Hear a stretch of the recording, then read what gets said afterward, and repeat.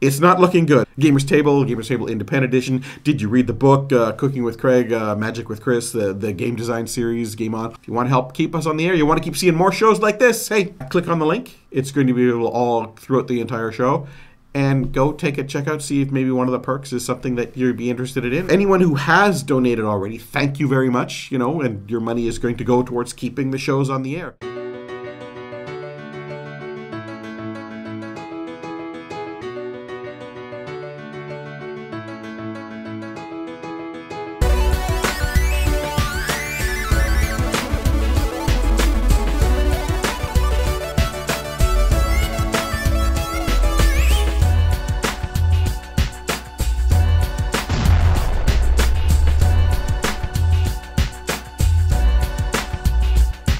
Hello and welcome to the Gamers Table. It is Monday, and we are reviewing Trains. Yeah, they finally got back into the ring. Yay! By Hisashi Hayashi, and that's just a fun name to say. So it's pretty good, I suppose. Can you build the greatest rail line in Japan? No. Now is your chance to find out. Trains is a deck building game where you work to build the strongest system of rails throughout Tokyo or Osaka. Your cards not only allow you to buy other cards to tune your deck, but they will also allow you to build train stations and rail lines along the board, which are your key to victory. We've got the board. Double-sided board, folds up so you can play in two different areas with different strategic things. We got the tokens that are the stations.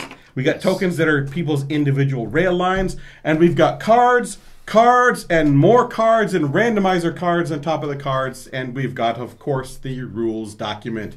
It's a deck building card game with a board, which is kind of neat. Yes, that was the biggest thing that I noticed about this, because AEG is famous for making card games with the deck builder games of some sort.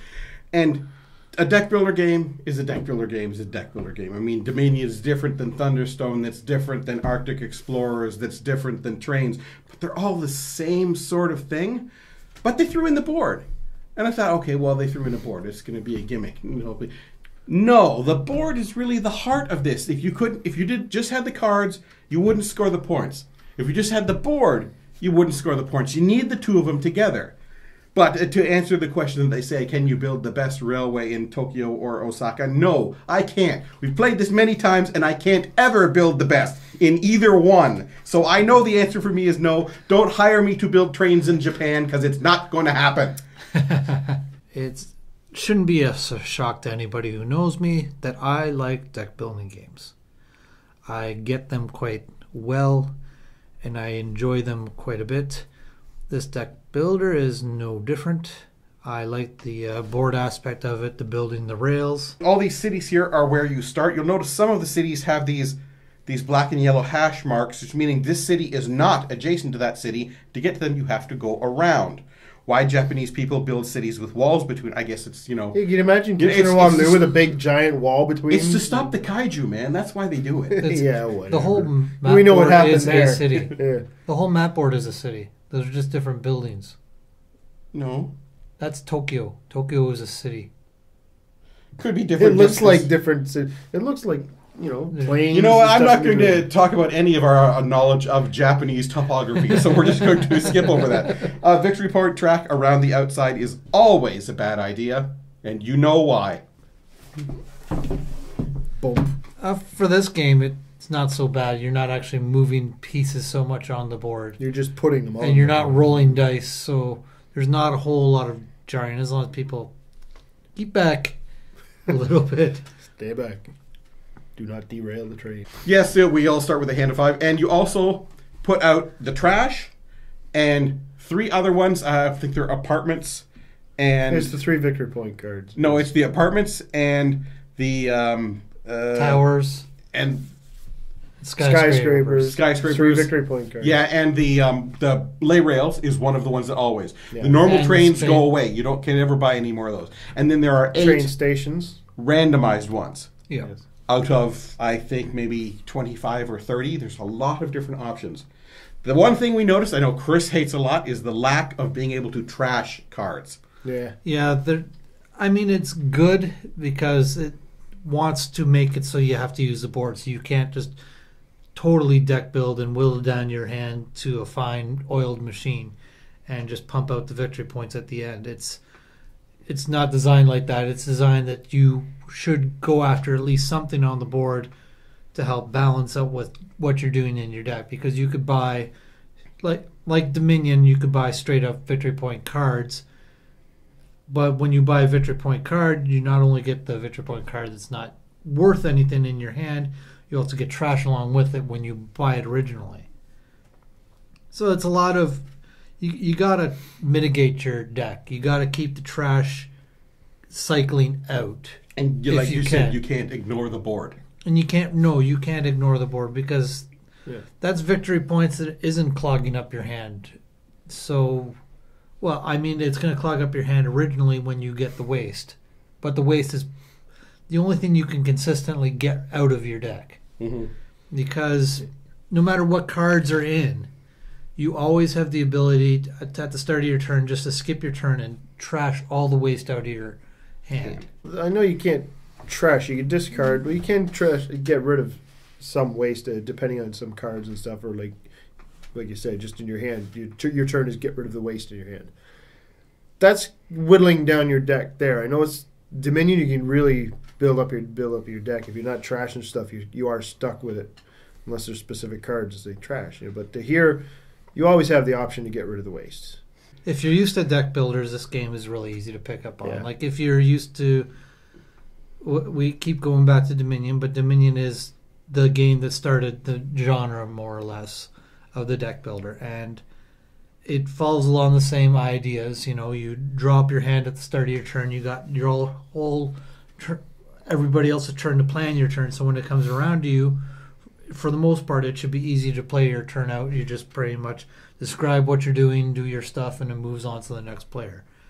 It's a little solitary like that. Yeah, there's no attack cards in this. You can't wipe out somebody else's hand before they get their turn. Yeah, there's no attack in this. You can block to a certain extent, though, depending on the mix of cards. On the map, right? Yeah, but on the map, if you can cut someone off, and if there's a certain combination of cards out there that doesn't really allow them to get a deduction in cost or whatever when they move into your city, then you can kind of block people off and corner them or hem them in and stuff like that.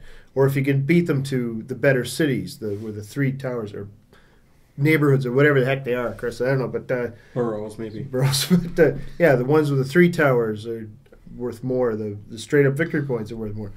The spots with the 2 buildings in it are good. But if you can get a particular spot of the map and cut people off from that and just fill in the rest of it, then you're doing well. And if you start buying victory cards, in the latter half of the game, because you don't want to clog up your hand like most other games too early on. And, most victory point cards, that's all they are. There's no money on them or anything like that. There are particular cards that, in addition to the abilities on them, they are worth money as well. So there's always that. Trying to get the most for your buck. Best bang. The big thing about the board is you want to be first. Yeah. Not because it's a bonus at all to you, but if I put something down there and I have my rail in there, the next guy that comes in there has to pay more depending on how much stuff is in there, and gets more trash depending on how much stuff is there. So the earlier you get in there, the cheaper it is for you to do something. Mm-hmm. And that's what Ken means by blocking. I mean, you don't block them off as they can't get in there. You're just making it more expensive for them to come in. Right. And makes them clog up their deck more because they end up getting more waste when they have to come in. Yeah. But you kind of deter them though when you're doing that. It's like if they can't get the money, if they can't make it cheaper, they're more hesitant to get in there. So it's kind of a block or like a keep away kind of thing. It's going to get expensive for you if you come anywhere near here. And different types of terrain all cost different amounts of money to go into. And nicely, on the back is a handy chart of all the different terrains and what they cost. So you can have that laying on the board somewhere, and nobody's ever wondering how much that costs. And they don't have to ask you, sort of giving away what they're planning to do on the next turn.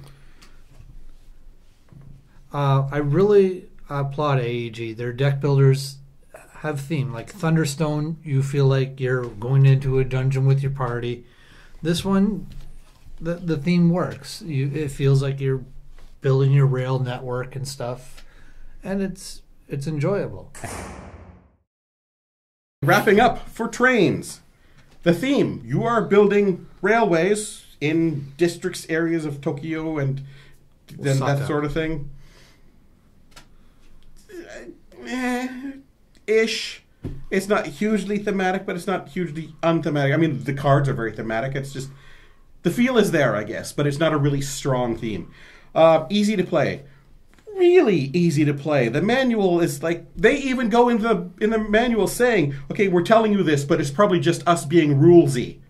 Because, yeah, we already knew that. We've played in a deck builder before. You're not explaining anything new. The board is the big new mechanic, and it is a lot of strategy, getting things on the board and taking over the right cities in the right order and getting in there before somebody else does.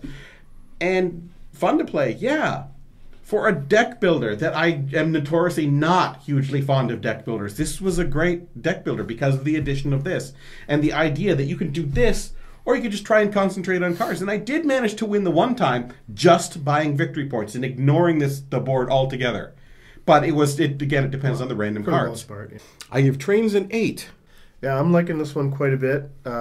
It's a deck builder I like. It's a board game I like. So you got a bit of both there. It's not overly complicated. There's definitely strategy to this, especially coming with the cards that come up, the random cards.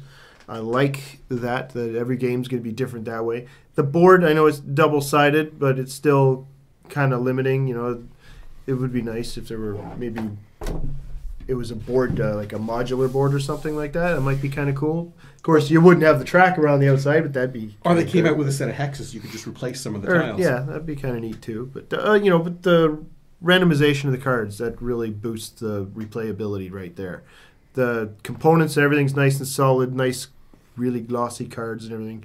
And I like that, like they said, or Craig said, you can go either make a really good deck and be able to get the money generating and buy your victory points and do a little bit on the board, or you can really go for the board strategy and then hopefully in the later part of the game you can get buy some of those victory points too.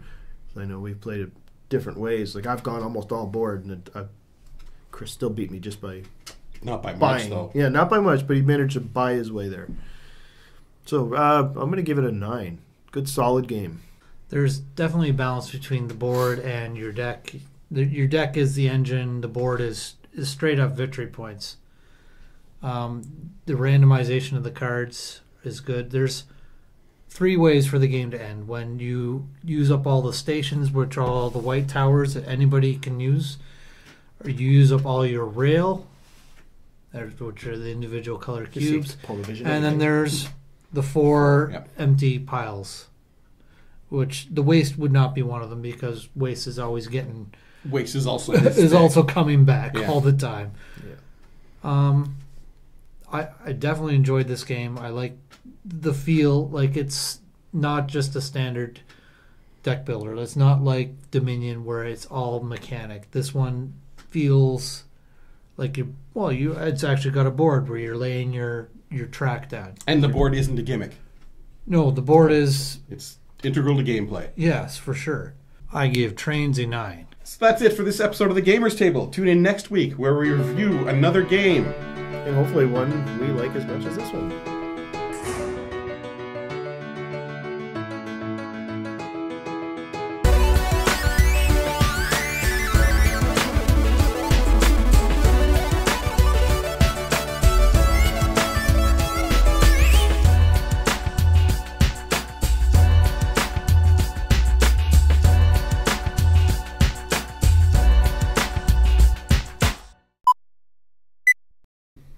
Don't forget the box. Yes. We have a box. Yes. Yeah, box. Yes. You don't actually play the game with the box though. No. So it's not components. But they still have a box. You could throw it on the bag if you wanted, but then you'd have to sort it all But out the every components time. go in the box. Anyway. It could be the nuclear bomb. Nuclear. Way to go, Kiefer Sutherland there. He never pronounced that right. Okay, so you're going to say anything about the game or just going to mumble? Anyway.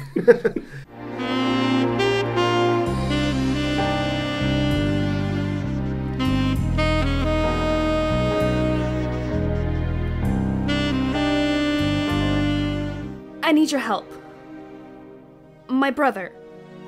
He's missing. Nah, so tell it to the cops, dollface. I have nowhere else to go. So tell me about your brother. He works at the university, doing research for several of the professors. Internet searches for strange happenings. Things of that sort. Strange happenings? What kind of strange happenings? He's heading to the apartment. Should I stop him?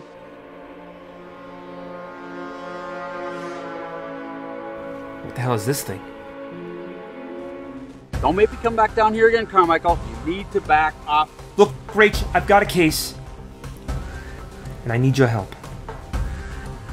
I'm being tailed by lurking strangers and warned off the case by angry cops. He contacted her, just like you said he would. Very well. Perhaps we should lend Mr. Carmichael some assistance ourselves.